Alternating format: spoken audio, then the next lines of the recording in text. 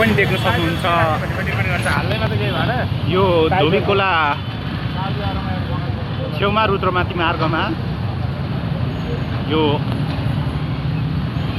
हिजो नै पूर्ण रूपमा ध्वस्त गरिएको छ भने आज पनि भत्काउने क्रम जारी रहेको छ।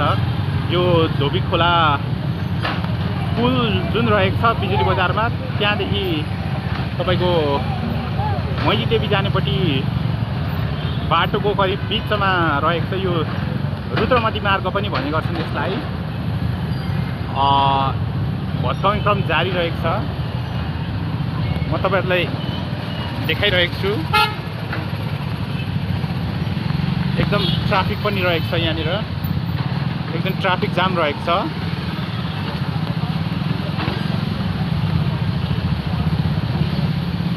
यहाँ एकदमै खण्डहर भएको छ।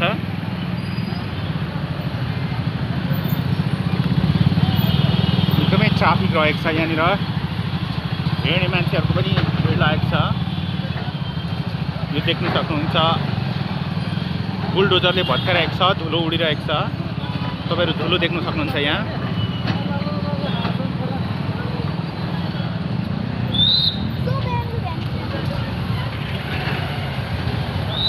यहाँ देख्न सक्नुहुन्छ तपाईहरु डोजरले पुरै नै भत्काइरहेको छ। यहाँ धुलोको कारण अलिक कम्ती देखेको छ। यो धोबीखोला यहाँ रहेको छ। धोबीखोला यो चाहिँ धोबीखोला यो रोड रुद्रमती मार्ग रहेको छ। त्यसमा चाहिँ यहाँ दुईवटा बुलडोजरले एकदमै खनिरहेको छ, भत्काइरहेको छ भनौँ।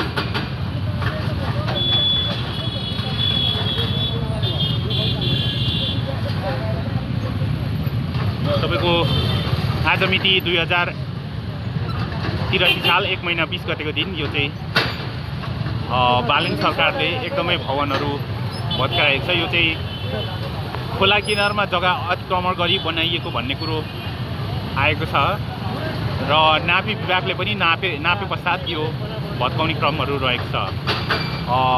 हस्त यहाँहरू हेर्दै गर्नुहोला। म यहाँलाई रिपोर्ट गर्दैछु। धन्यवाद।